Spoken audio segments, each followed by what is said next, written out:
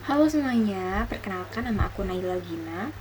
Sekarang aku akan membahas tentang rupiah yang melemah, menganalisis lewat video ini dengan judul video Rupiah di Ujung Tanduk.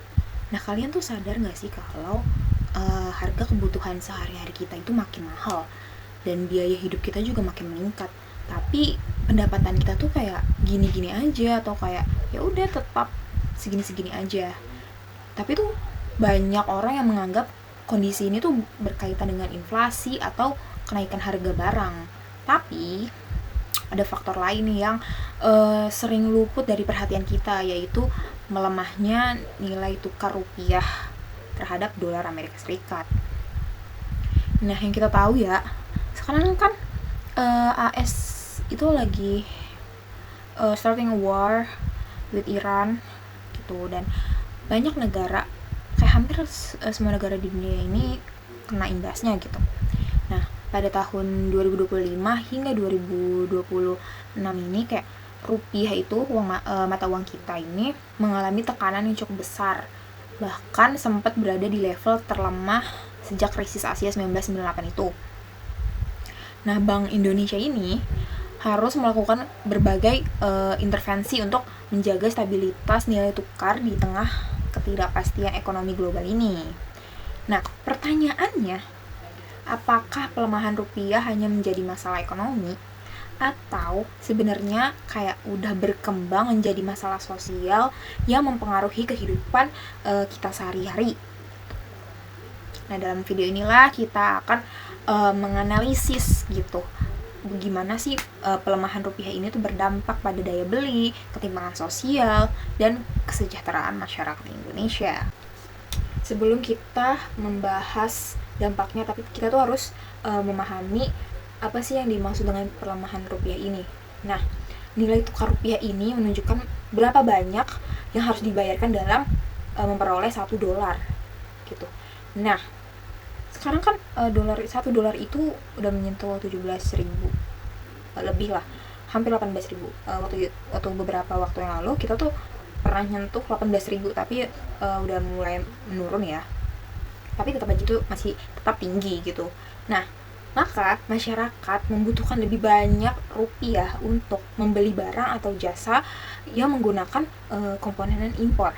Misalnya kerudung ini, hijab ini, impor dari luar, harganya misal ya $20, berarti berapa banyak rupiah, berapa ratus ribu rupiah yang harus kita keluarkan untuk membeli hijab ini gitu ya. Contohnya seperti itu.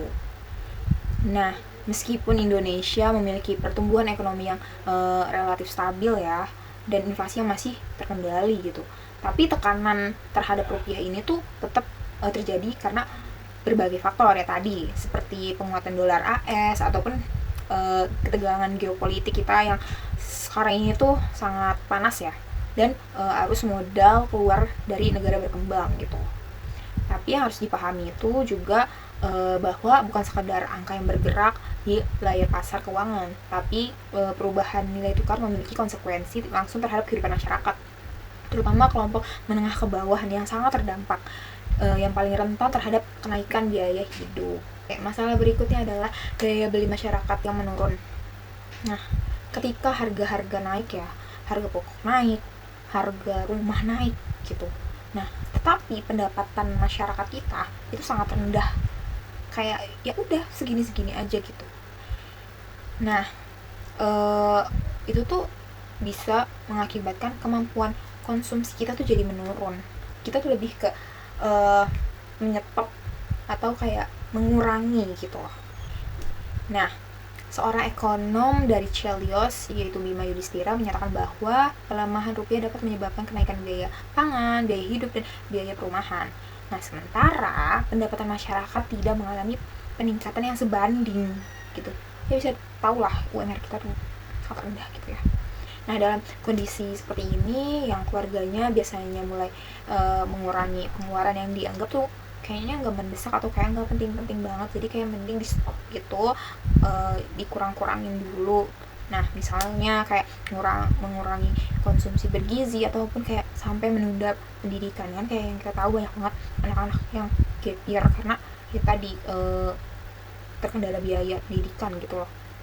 Terus juga membatasi akses terhadap layanan kesehatan. Nah, jika berlangsung lama nih, kondisi tersebut akan memperburuk kualitas hidup masyarakat dan memperbesar risiko kemiskinan gitu ya, karena kita tuh sebagai masyarakat terdesak harga-harga yang mahal dan pendapatan kita segini-segini aja ya mau nggak mau ya kita mengurangi konsumsi yang seharusnya tuh ya sebenarnya kita butuhkan. Nah, pelemahan rupiah ini tuh nggak hanya berdampak pada konsumen tapi tuh pada dunia usaha karena ancaman terhadap lapangan kerja gitu. Nah, banyak industri manufaktur Indonesia masih bergantung pada bahan baku impor gitu ya. Kayak ketika biaya produksi meningkat akibat pelemahan rupiah, perusahaan atau business owner itu kayak cuma punya dua pilihan sulit, entah menaikkan harga produknya atau kayak melakukan efisiensi. Nah, efisiensi ini tuh sering kali berarti pengurangan tenaga kerja atau pembatasan rekrutmen, bahkan tuh pemutus hubungan kerja atau PHK ya.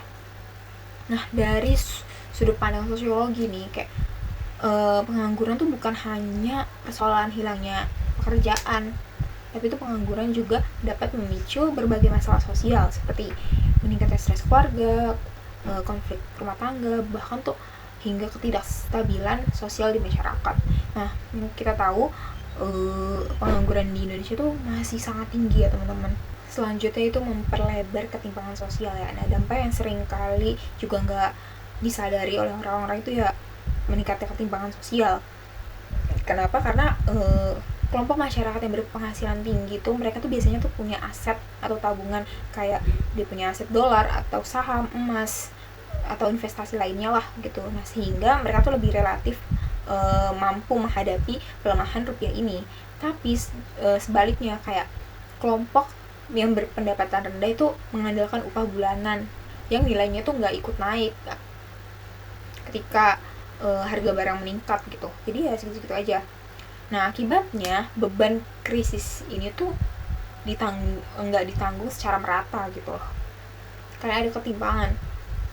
Nah, dalam perspektif konflik sosial, kondisi itu menunjukkan bahwa kelompok masyarakat yang memiliki sumber daya ekonomi yang lebih besar itu tuh cenderung lebih mampu melindungi dirinya sendiri dari gejolak ekonomi yang nggak stabil gitu. Nah, dibandingkan kelompok yang berpendapatan rendah atau kelompok miskin. Nah, karena itu pelemahan rupiah ini dapat memperlebar gitu jarak antara kelompok kaya dan kelompok miskin, yang sebenarnya tuh di Indonesia juga ketimpangan sosial ini tuh masih lebar banget ya, ditambah lagi dengan lemahnya rupiah makin aja gitu. Mungkin yang kita tahu pelemahan rupiah ini tuh hanya sekedar isu ekonomi makro gitu ya. Nah, fenomena ini tuh udah mempengaruhi pola konsumsi masyarakat sekarang gitu, kayak kualitas hidup warga, kesempatan kerja, dan tingkat ketimpangan sosial. Perspektif sosiologi sendiri itu suatu kondisi dapat disebut sebagai masalah sosial ketika kondisi tersebut tuh mempengaruhi banyak orang, menimbulkan kerugian sosial dan membutuhkan solusi yang kolektif gitu. Dan berdasarkan kriteria tersebut yang tadi sudah dijelaskan, pelemahan rupiah ini dapat dipahami sebagai masalah sosial yang karena dampaknya itu ya besar gitu ke semua masyarakat, apalagi masyarakat kaum menengah ke bawah gitu. Nah, sebagai penutup video kali ini, pelemahan nilai tukar rupiah bukan sekedar persoalan kurs aja atau statistik ekonomi, tapi di balik itu tuh di balik angka-angka tersebut tuh terdapat realitas sosial yang dihadapi masyarakat setiap hari, kayak harga kebutuhan pokok yang makin mahal, terus daya beli yang menurun, ancaman kehilangan pekerjaan, dan semakin lebarnya ketimpangan sosial.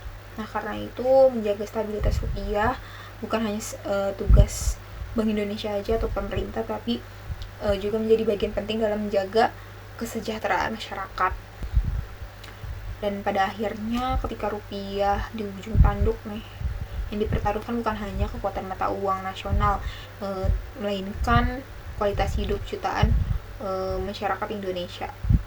Terima kasih udah nonton video ini. Jangan lupa nonton video-video lainnya. Terima kasih.